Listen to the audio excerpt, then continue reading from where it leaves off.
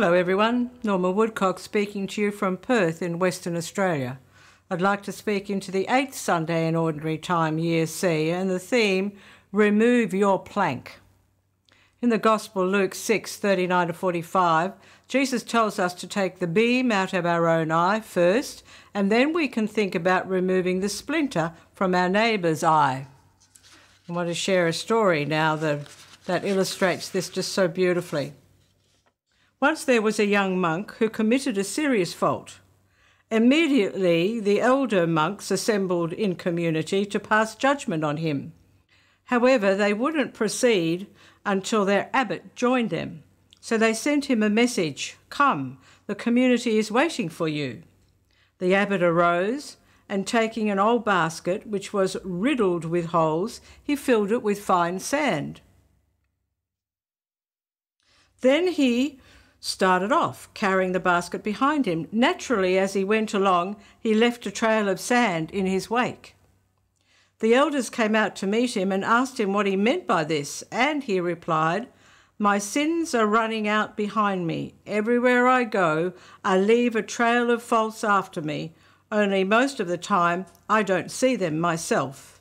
And today you want me to sit in judgment on my brother?" On hearing this, the elders felt ashamed of themselves.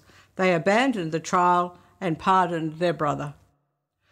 It's a story that illustrates really that we don't see quite often the sinfulness, the mistakes that we make all the time, and quite often we have to be aware that we will see in somebody else what actually we're not fully in touch with in ourselves.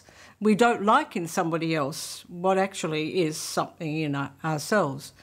And I'd like to share a story from my own life about how I projected onto someone else something that was really in me. We went to, my husband won a trip with his work, and there was a guide, a woman who was taking the tour and looking after everyone. Well, I disliked her on sight. I felt that she was so full of herself, that it was all about her. It was where she wanted to go, what she wanted to do, and everybody else had to actually fit in with that.